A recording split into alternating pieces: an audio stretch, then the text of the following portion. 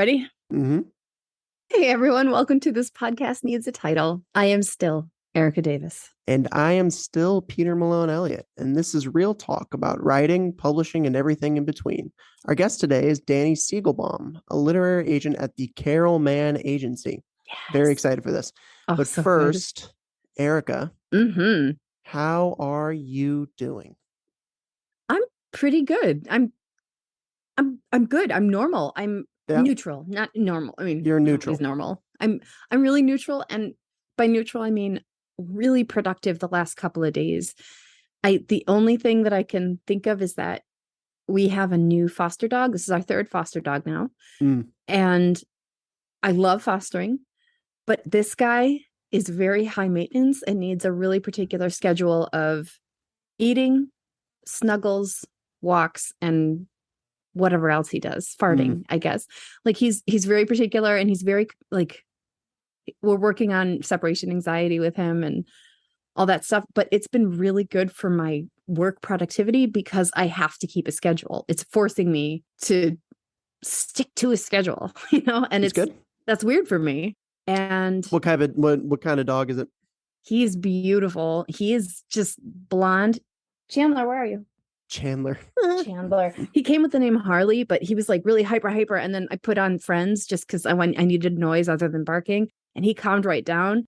And he started licking my coffee cup. So like I called him Chandler. It's a sign. Yeah. So we call him Chandler, but he's still listed on the adoption website as Harley, which is fine, but he'll always be Chandler to me.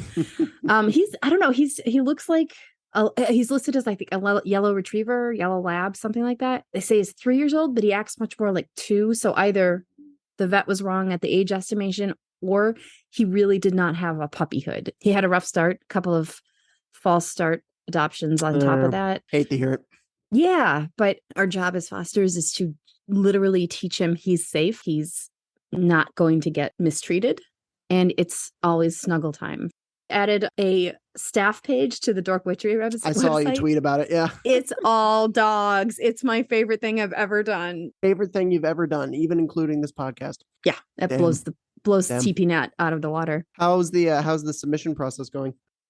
We're waiting as fast as we can, and it's just it's so slow. Yes, it is. It's actually a lot easier for me to build the platform for the tarot stuff than it is the PhD and stuff, because that's just where my heart is right now.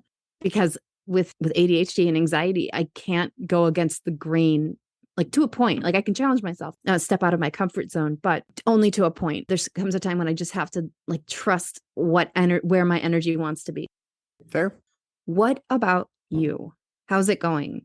It's going. I got back from Scotland like a week and a half ago, I guess, at the time of recording this. Wish I was still there. I had the time of my life. Most beautiful place I've ever been to. Awesome. I was up. I spent a little bit of time in London, but I've been there a million times. And then we went to the Highlands mostly. So like Glencoe and up in there in that area. Then we spent some time in Edinburgh, and it was lovely, lovely, lovely, lovely. So I'm still kind of like, thank you. Yeah. So I'm still kind of coming down off of the travel high. Starting the new project. Like you, things are slow. Still waiting to hear back from people. It's the waiting game. It is what it is. Yeah. So it's just kind of best as you can, putting one foot in front of the other and just trying to forget about it. If you need fresh eyes in your query, I know a great workshop evaluation service. Query is not the problem. I mean, I'm getting a lot of full manuscript requests. That's not the issue. That's the way it is. It's the way she wrote. Yep. That's how the donkey barks. That's how the donkey barks. Graham? Yeah. How's Panda? She's good. She's laying at my feet, chewing on a new toy that my mom got her. Oh, Mama Elliot. Bringing up her collection of toys to like 9,000. So, it's not really an apartment anymore. It's just more of just kind of just a laboratory for Panda's dog stuff. Yeah. Oh, tell me about it. Yeah. Yeah. No, things are good. In that case, could you please tell me a little bit about Dani Segelbaum? I would love to. Woohoo! Dani Segelbaum began her publishing career as an editorial assistant at HarperCollins Publishers, focusing primarily on highly designed nonfiction titles. She then was a literary assistant at New Leaf Literary and Media, working with established and debut authors. In 2021, Dani joined the Carol Mann Agency as a literary agent and sub-rights manager, where she is drawn to writing that is voice-driven, highly transporting, and features unique perspectives and marginalized voices. So let's bring her in. Dani, Awesome. hello. Dani, welcome. Thanks so much for having me. I'm really excited. This is my first podcast, so yes! I'm so Yay! excited. Ding, ding, ding, ding. We Insert are cowbell honored. noise. So, Dani, I mean, just rolling right into things here. For our listeners who may not know who you are, can you just give us a little bit of general background, who you are, why you got into agenting, etc.? Totally, yes. So, hi everyone. I'm Dani Segelbaum. I am a literary agent at the Carol Mann Agency. I graduated college and, had a degree in journalism and political science, and thought, well, naturally, I should go write for a magazine. And I think I took like 2 interviews, and I was like, this is terrible. I don't want to do this. So I knew someone who worked at HarperCollins, and they knew I was a huge reader, and there was an opening in an imprint called Harper Design, which they did highly illustrated nonfiction titles. And she said, just take the interview. I think you'd be a good fit. I had no idea what publishing entailed. I was a reader, but it was almost like one of those jobs where I say it's like naming the nail polishes. Like someone does it. You just don't know that you could do it. So I love that analogy. I took the interview, and I really liked my boss. And sure enough, I was the new editorial assistant at HarperCollins. In the interview, one of my bosses asked me if I knew any literary agents. And I didn't know that was a job. I was like, I don't even know what that is. So it's weird that I am on today. But of course, I got to know what being a literary agent entailed. And I quickly realized that I liked that job better than my current job. And from that point on, I knew I wanted to work at a literary agency and be an agent. So I switched to the dark side, as I say. And about 2 years after I joined HarperCollins, I switched to working at an agency. And how long ago was that? Oh gosh.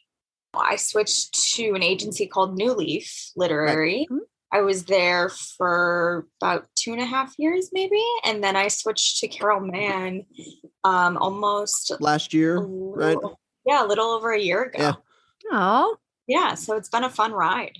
I'm always I don't think people realize how much editorial assistants do. I mean, you guys are really doing like 4 jobs at once, and you guys get paid so little, and it's just like it's such an insane job. That must have given you an interesting insight, though, being on the other side, making submissions. It was really helpful coming from a publisher, knowing what it was like to sit in sales meetings and marketing meetings and watching editors pitch books and pitching books and acquiring books myself as an editorial assistant. So having that insight and then coming to an agency, it was super, super helpful because I got to see what it was like on the other side. And I knew what was required of, pitching to an editor and then an editor pitching to their team. So that was super helpful. Do you consider yourself an editorial agent? Yes, more so than anything. I love, working with developmental edits and copy edits with my authors and sort of breaking down the book itself. That's what I love about my job and why I wanted to switch, because I really liked working with the author on their ideas and sort of taking their idea and making it into a book and developing the book with them. Whereas when you're an editor, at that point, the book was already done by the time it hit my desk. It was whether I wanted to acquire it or not. Right. So I was really, I knew that I loved working with the authors and starting from truly step one with them. And that kind of leads in perfectly to the next thing I'd love to talk about. You have clients that are both fiction writers and nonfiction writers. You mentioned you're a developmental editor and you really like to get in the mud and do edits. Is your approach the same or different depending on a client that writes fiction versus nonfiction? So for fiction, it's pretty much, we break down the developmental edit of, is the plot good? Is the characters? How are we, working with character development? Can the reader realize the author's goals? Those things I say to people who don't really know what I do all day, that it's like a glorified book report, essentially. But I'm doing it with the author. For nonfiction, it's more of, are you the right person to write this book?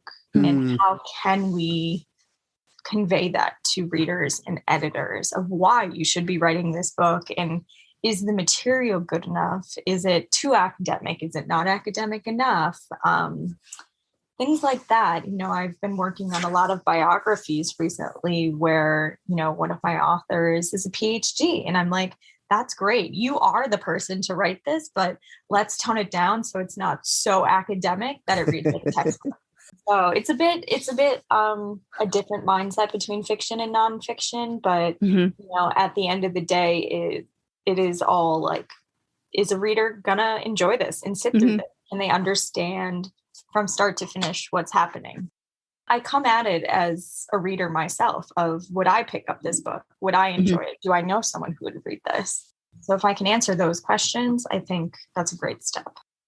Is it more like, oh, here, let's do this one? Or is it like, guys, please vote for it? And then they have like a gavel. And we used to always say that pitching to an acquisitions team was like a lawyer stating their case in front of a judge. So your editor isn't the be all end all. Unfortunately, they usually take a book that they love and really want to support and work on, and then they have to pitch it to their larger team, which often includes other editors and their publisher. And they have to say, no, this person has X amount of followers. That's why this would be a really good book to work on, because they can promote it. Or this story is so timely and topical right now. Right. So I really think we should promote that and work with them. So we, as an agent, you really have to sort of think ahead of what is an editor going to need in their back pocket to sort of pitch to their acquisitions team, because they're going to be getting so many questions from marketing, from sales, from their publishers of, are you sure this is the best fit for our list? You try your best, you assume that they're going to want to know comp titles and how many Twitter followers someone has, or can they get a blurb from this person? Things that, that marketing and sales are really gonna, die over and say, oh, we have to publish this book because I see this as a potential really good seller. You try to include all of that in your proposal, in your pitch letter, etc. Yeah. So an editor can have all of this ready to go. Even the most, prepared and polished proposal and pitch letter still gets, oh, I really liked this, but I couldn't get my team on board. And that just happens. Yeah. It seems like, I've noticed in the past 3 to 5 years, platform was always important for nonfiction, right? It always has been, but especially now in most recent years, it's become a very much kind of the bellwether for whether something kind of goes the distance or not. Am I wrong in saying that or no? No. Yeah, I've seen it even recently with fiction, which is really annoying because fiction, really? They're taking that into account for fiction. Their debut novel, of course, they're not going to have 15,000 Instagram followers. But definitely for nonfiction, I think having anything to sort of help the publisher sell a book is what they're looking for. Even 15,000 followers might not be enough for a publisher, when to you or me, I would consider myself a celebrity if I had 15,000 Twitter followers. Right? Yeah. So it really depends. It could be this author is friends with these 10 other best-selling authors, or we can get blurbs on the cover, or we can put them on their Instagram and maybe that's what sells. Or, it's really interesting to see, because even some of these people with huge platforms don't end up selling a million books. So, I think we're all sort of looking for what the secret sauce is to sell a bestseller book. And, if I figured it out, I'd be a very rich lady. I'm going to walk it back a little bit. What is the biggest mistake an author can make in querying you? Ooh, that's a good one. Peters. I It's a often good see the question. wrong name, which you would think. Oh no. No. You would think Your that would be wrong name? yeah, a very easy Uh, one. Like they clearly were querying the wrong agent, Oh. or like they mass queried us. Yeah. I always say, like, do your homework. It's not that hard to go Mm-mm. on the internet and see what books we've acquired, what books we'd Mhm. like to read. Just, adding that in the intro sentence of your query letter, it shows that you're talking to me and this wasn't like a 10,000 person copy and paste job. It hurts my soul to hear about that. I know it happens though. Yeah, I mean, making a typo in like a paragraph is one thing, but saying the Right. wrong name, yikes. I get it. We're all human, especially like in an email with autocorrect. Right. Yeah. I get it. But if you're sending it to the wrong person, that's hard. Yeah. And for those of you who are just starting in the query trenches now, and you are one of those people, like I may or may not have done at one point early in my career, that would, didn't know the rules yet. It's never too late to start educating yourself, and it's all a learning process, but don't be surprised when it flops. I love you. You guys are doing great. I believe in you. Hard. I mean, we get so many queries a week. It's really hard to, stand out. And the wait time is so long because, we have 10 million other things to read. So, Sure.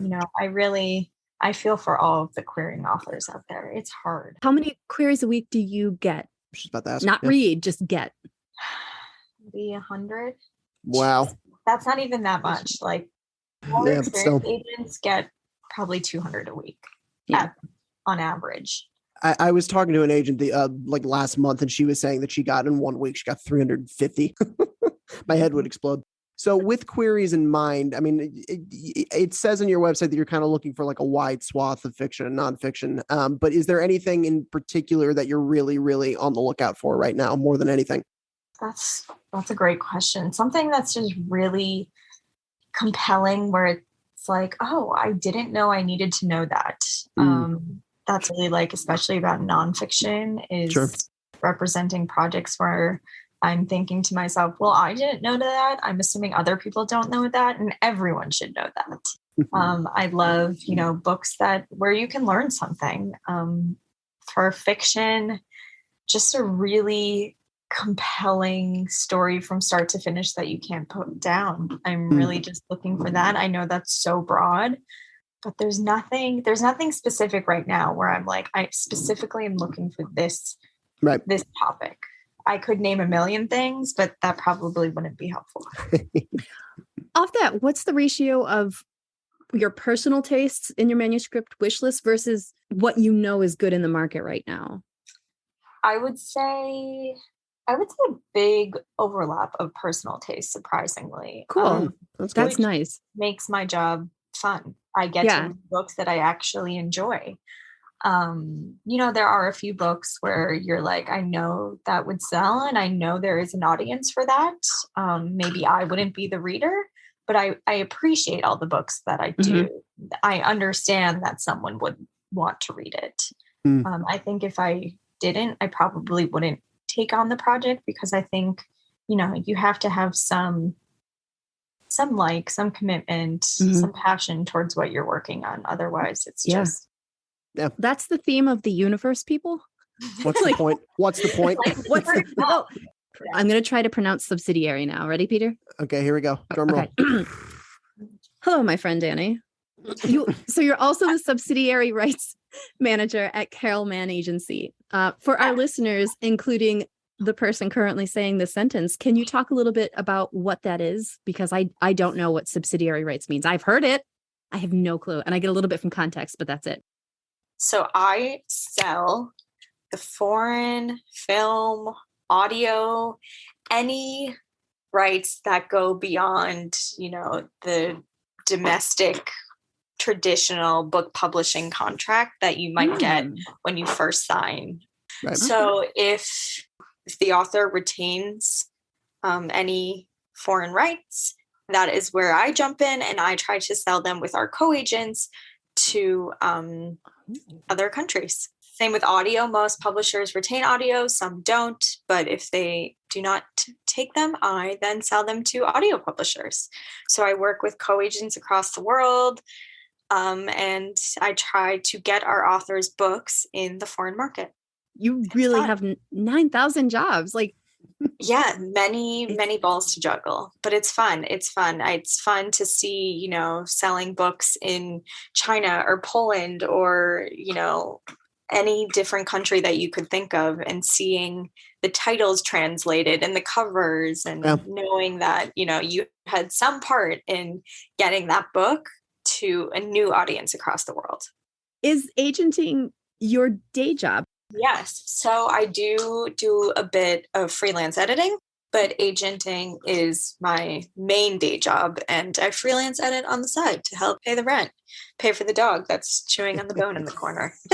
That's awesome. I'm so curious about that. I mean, that must be very stressful living on commission only, basically. Right? It is. And it was, a big consideration when I made that jump from assistant to full-time agent. Right. Can I afford to feed myself? Can I afford to pay rent? The cost of living is just going up and up. And so I'm fortunate that I've been able to do enough freelancing and enough agent commission where I've been able to, stay afloat. And sometimes it's more stressful than other times. Yeah. But, hopefully in 5 years or 10 years, I'll look back and laugh at these fond memories.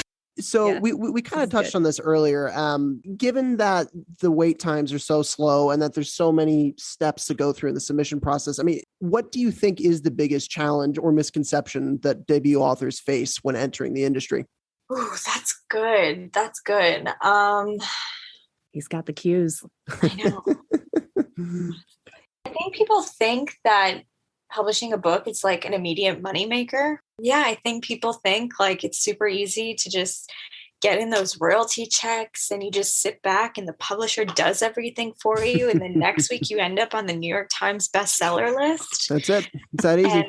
And I can just, go on vacation and be done. And I mean, I wish it was like that, believe me, but it's a lot harder to get published and to get your book out there and even in a bookstore. And it's not just the publisher is going to take it from here. You just sit back looking pretty. It's hard. It's hard getting your name out there as a debut author, even when you've gotten that book contract in hand.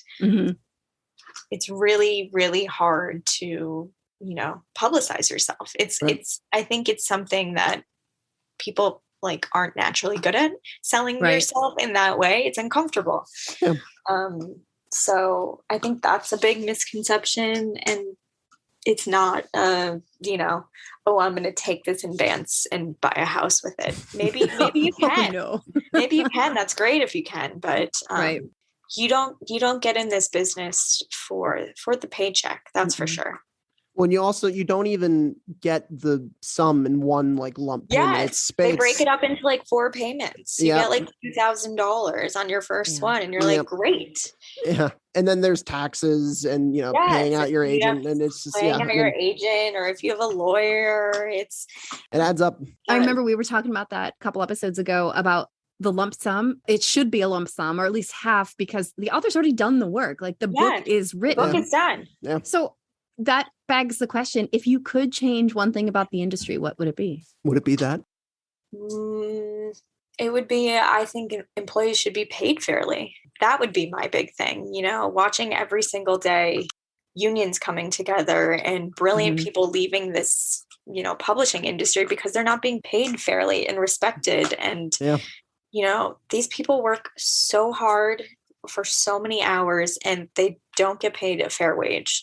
And I know these publishers are making money. That would be the thing I would change, is employees are respected and paid a fair wage.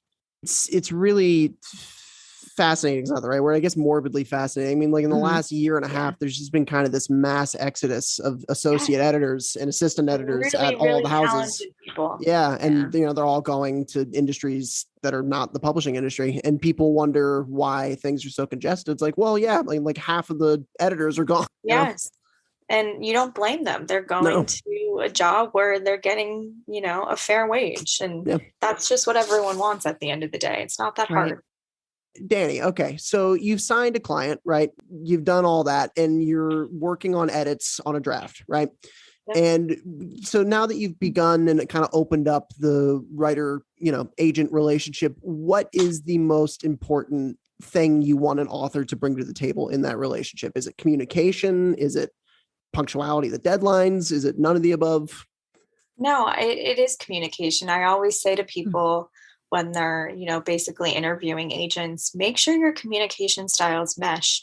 If your agent responds every 3 weeks and that's something that makes your skin crawl, that's not a good fit for you because they're not going to change. That seems to be working for them. Communication is super important for me and my clients. I always want, them to feel comfortable coming to me via phone, via email, even a text message. I just want them to know that I'm here if you need me. Right. And, I have witnessed other agents that they're really bad at communication and it really hurts their relationships with their authors. So I think that's really important for new authors to ask when interviewing with potential agents. Don't take that first agent offer just because someone is offering you a contract. Make sure you're a good fit. So it's a working relationship for both of you. Yeah. So you really want that communication lines to be open. Yeah, that's the thing I always say to the pipeline authors I work with is do not necessarily just take the first offer that you get. Make sure it's right. Make sure that you vibe with them. Fit. Yeah. It's your brand. It's your baby. You've worked so hard on it. It would be such a shame for you to, ruin it and throw it away to the first offer you get that doesn't end up working for you. And I know it's tempting because, you've been querying for so long and you finally got a bite, right? But, it's better to have no agent than have a bad agent. That's How many active clients do you have right now? I would say between 15 to 20 right now. Some are, working on their manuscript and we touch base every 3 months because they're in the corner writing and that's great. And some I'm actively selling. So it's sort of like a rotating wheel here of who I'm, actively talking to every day. Sure. I am not talking to all 15 to 20 every day. That would be a lot, but they know I'm here. They know I'm here. Dani, I need to know, how did your cookbook collection start? I've always loved to bake and cook, more baking than cooking. Yeah. And it just it was like a bad addiction. It was like one after the other. And I was like, oh gosh, this is for me. And I have tons and tons of them and I love them. I love really old used ones that your grandma owned. Yeah. So I don't know exactly when it started, probably maybe high school or something. Yeah, it just keeps growing. How many do you have now? Maybe around 200. Wow. Yeah, absolutely. Oh my God, that's amazing. Has that interest translated to your professional life? Like, do you have any clients that have cookbooks? Right now, I don't. I don't actually. I would love to eventually. It's a really, niche. Yeah. Line of work and it's really tough. And if the right person came along, I would 100% work with them. But right now I'm a pipeline cookbook. Say it. Well, Dani, you've kind of blown through our questions here. This is, you're knocking them down. Well, I have a good final one. Please. Yeah. Dani, is there anything we didn't ask you that you do want to shout out or say? I don't know. If you're a querying writer, just keep chugging along, keep doing it. You're doing great. It's super hard. It's really tough to get your name out there, but you're doing all the right things. And one day, that work is going to show for it. I love that. How can people find your editing service if they're interested in that? Yes. So my agenting, I separate church and state, agenting and editing. Yes. Editing I do via Readsy. If you type in my name, you can find me. For agenting, you can find me on the Carol Mann website, as well as Twitter and Instagram at Dani Segelbaum. Easy breezy. Well, That was amazing. Dani, thank you. I think that's literally the fastest podcast we've ever done. Dani, thank you so much for coming. This was amazing. Yeah, this was so fun. This was so fun. And congratulations on your first podcast. You nailed it. You crushed it. You did great. Can't wait. My family's like, I want to hear. So Peter, that's it for episode 6, man. We did it. So good. It's really nice to see her face because I've emailed her so much over the past year and a half, but I've never seen her face. That's awesome. So I guess this is kind of real life Zoom, I suppose. It has to be considered that in these after times. This day and age. This day and age, Peter. I really think I call this in real life. Like I have Twitter friends that I've Skyped and I call them my in real life friends. Yeah. I mean, we've never met in person for that matter. We have both been at Edinburgh Castle. That's true. So that's true. So it's like we've met in person. Pretty much. And I've been in New York before. I've been in Virginia before. Sure. So, the dogs are getting restless. I better go let them out. Stay tuned for episode 7, where we're going to have a stupendous, as of yet unnamed guest. And if you have any questions, rants, or raves about writing, or you want to learn more about us or Pipeline, please visit pipelineartist.com. And as always, you can follow us on Twitter at the podcast title, on Instagram or Facebook at This Podcast Needs a Title. And you can follow me at The Davis Girl. And you can follow Peter Malone Elliott at PME Writer. You can only follow me, though, if you say my full name in one syllable like Erica just did. If you say it 3 times in a row, he appears like Beetlejuice. I haven't seen Beetlejuice. Excuse me? I know. Matt?